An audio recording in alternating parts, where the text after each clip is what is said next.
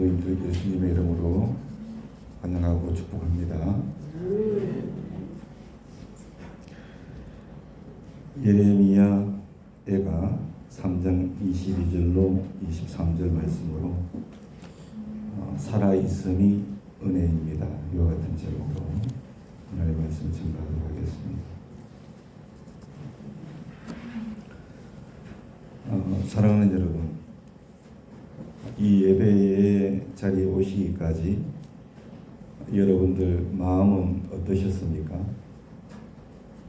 마음이 가벼우셨습니까? 아마도 그런 분들은 많이 있지 않을 것 같습니다. 다들 겉으로는 괜찮은 척 그렇게 하지만 속으로는 이미 많이 지쳐 있고 기도는 하고 있지만 말이 잘 나오지 않는 분들도 계실 거라고 생각합니다.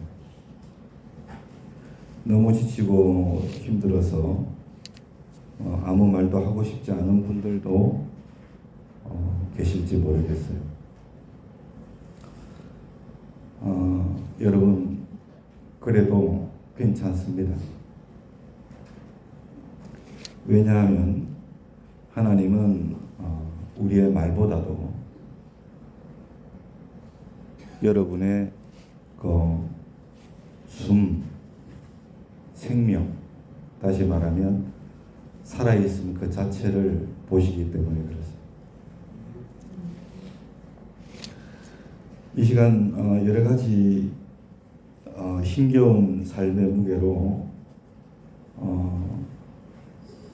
혹이라도 눈물이 난다면 여러분 참지 마시고 속으로라도 우시면 좋겠어요. 마음속으로라도 우시기 바랍니다.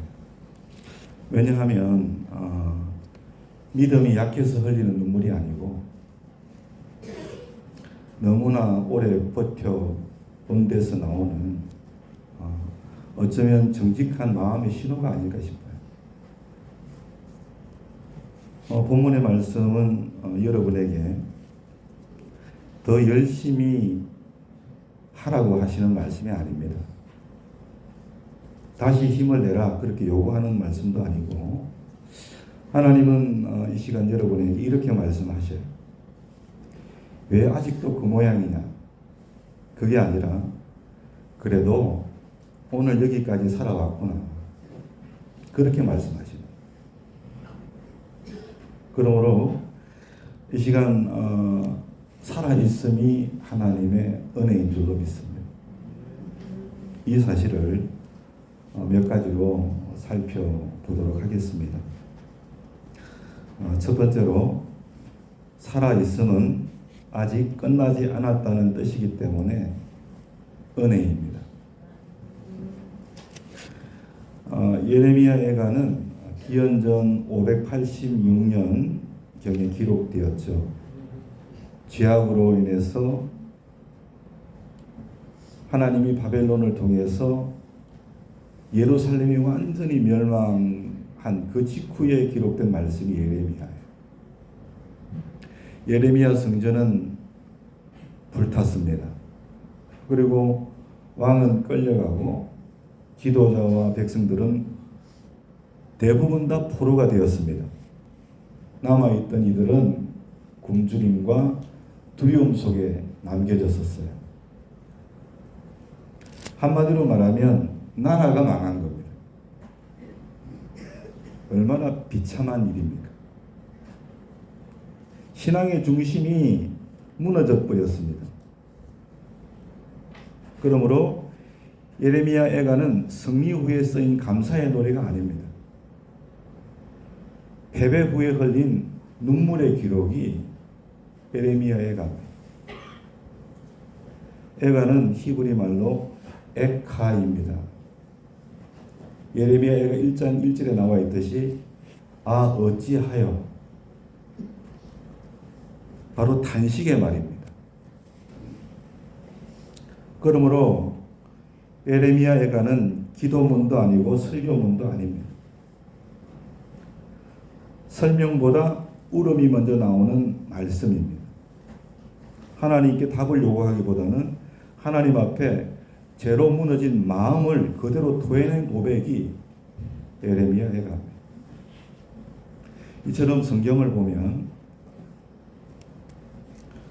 울부짖는 인간의 감정을 누르지 않고 그대로 담고 있는 것이 하나님 말씀입니다.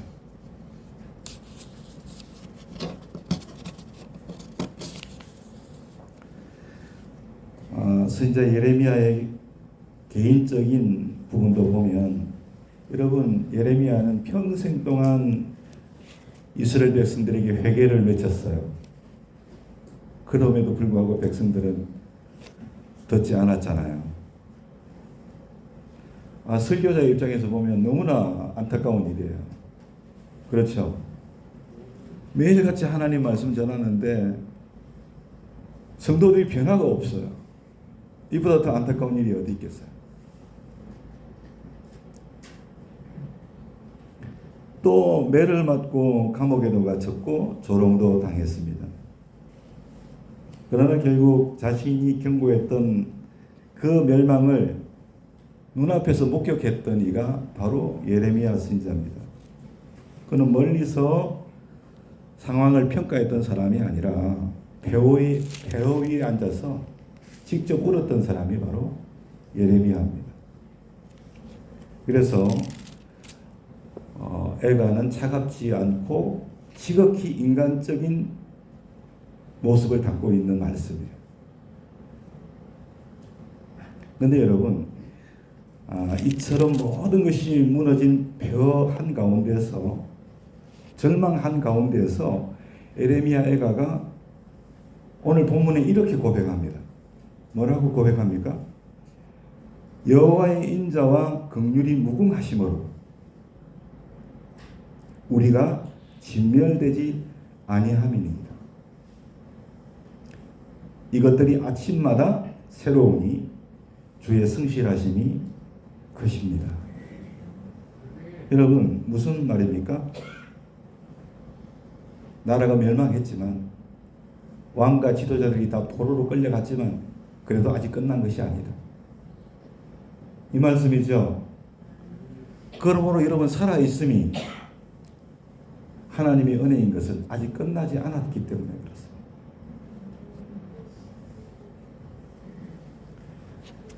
기억해야 할 것은 살아있다는 것은 문제가 없다는 뜻이 아니라 하나님이 아직 여러분의 인생 마지막 문장을 쓰시지 않으셨다.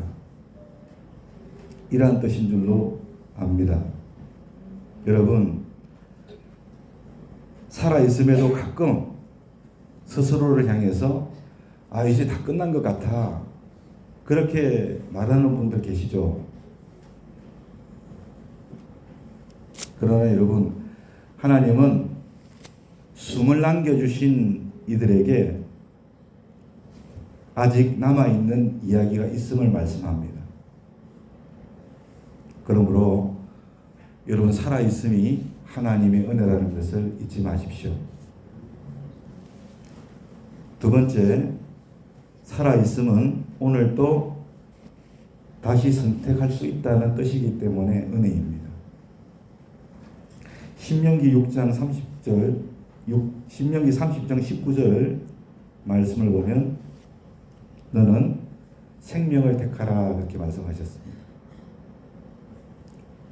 그러므로 살아있다는 것은 어제를 고칠 수 있다는 뜻이 아니죠. 어제는 고칠 수 있는 것이 아니지만 오늘은 다시 선택할 수 있다는 뜻이죠.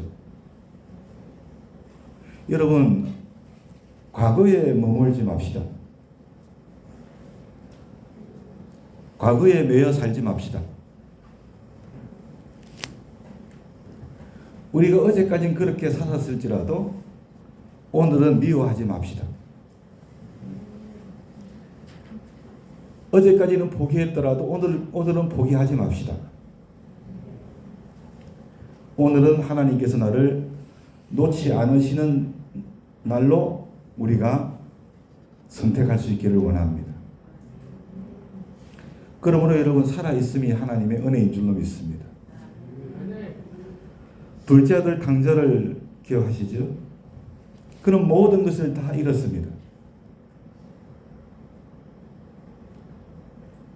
그럼에도 대지 우리에서도 한 가지 모든 것이 풍족한 아버지의 품이 남아있음을 깨달은 줄로 압니다. 그리고 그 아버지께로 돌아가기로 선택할 수 있는 생명이 그에게 있었어요. 살아있었기 때문에 그는 아버지께로 돌아가서 회개할 수 있었고 아들의 신분이 회복되어진 줄로 압니다. 그러므로 사랑하는 여러분, 살아있음이 은혜입니다. 어제까지 잘못된 선택을 했다 할지라도 오늘 내가 살아있으니 주님 안에서 올바른 선택을 할 수 있습니다. 세 번째로, 살아있음은 누군가에게 내가 오늘 기적이 될 수 있기 때문에 은혜입니다. 여러분, 옆에 있는 분들 얼굴을 한번 보십시오. 안 보시는 분도 계신데 보기 싫지요. 저 인간만 없으면 좋겠네. 그렇게 생각하시죠.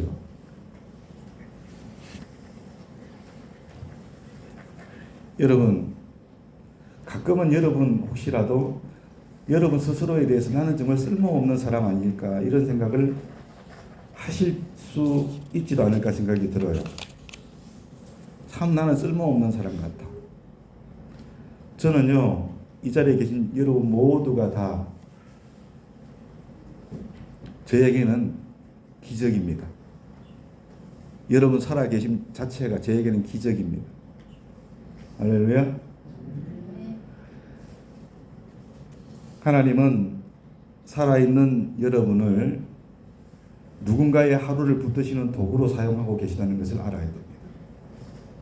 그 대상이 남편일 수 있고 아내일 수 있고 자녀일 수 있습니다. 이웃일 수 있고 동료일 수 있고 교회의 지체일 수도 있습니다. 여러분의 살아있음이 그 누군가에게는 기적이 될 수 있다는 겁니다. 20년 결혼 20년 차가 넘는 한 부부의 이야기입니다. 그 남편이 몇 해 전에 큰 병을 앓았어요. 몸은 겨우 이제 회복이 되었는데 마음이 무너졌다는 거예요. 아침에 눈을 떠도 일할 힘이 없고 사람 만나기도 싫어지는 거예요. 아내는 남편을 어떻게 위로할지 몰랐다고 합니다. 말을 잘못하면 더 큰 상처가 될까 봐 말도 제대로 못했다고 합니다. 그 대신에 아내는 매일 아침 일어나서 남편 곁에 앉아서 말없이 커피를 내려놓았다 그래요. 힘내라는 말도 아니고 이제는 언젠가는 괜찮아질 거야 그런 말도 아니고 그저 옆에만 앉아야만 있었다. 여러분, 그런데 어느 날 남편이 조용히 이렇게 말했다고 합니다.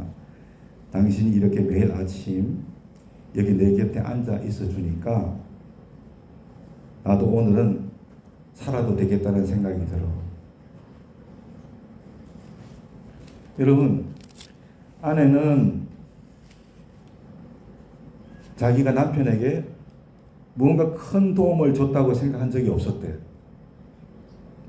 하지만 남편에게는 그 아내의 살아있음 자체가 그리고 그 자리에 있어준 그 존재가 남편을 하루 버티게 한 힘이 되었다는 거예요.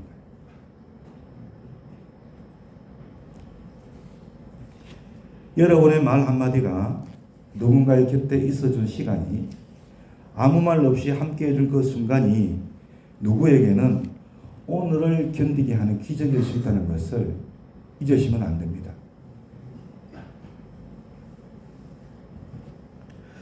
이 또한 여러분들이 특별해서가 아니라 살아있기 때문에 가능한 일인 줄 믿습니다. 그러므로 살아있음이 은혜지요. 네 번째, 살아있음은 고통 속에서도 하나님이 일하고 계신다는 증거이기 때문에 은혜인 줄로 믿습니다. 사도 바울은 고린도후서 12장 9절에서 하나님의 음성을 들었습니다. 내 은혜가 내게 족하다. 여러분, 살아있음은 고통이 없어졌다는 그런 증거가 아닙니다. 고통 중에도 하나님이 나를 떠나지 않고 계신다, 일하고 계신다는 증거이죠.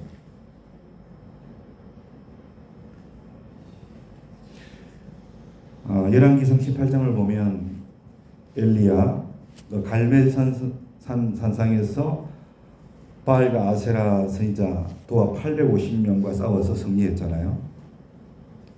그 승리한 이후에 여러분 그 이세벨의 위협 가운데서 하나님 앞에서 죽고 싶다고 말했어요. 그러나 하나님은 그를 버리지 않으신 줄로 믿습니다. 이처럼 하나님은 그를 버리지 않으시고 말씀과 뜨거운 물로 다시금 그의 숨을 생명을 붙들어 주시고 그에게 새로운 사명을 주신 줄로 믿습니다. 이처럼 하나님은 우리가 이해하지 못하는 순간에도 조용히 일하십니다. 일을 멈추지 않으시는 분입니다. 그러므로 고통 속에서도 살아있음이 하나님의 은혜인 줄로 압니다.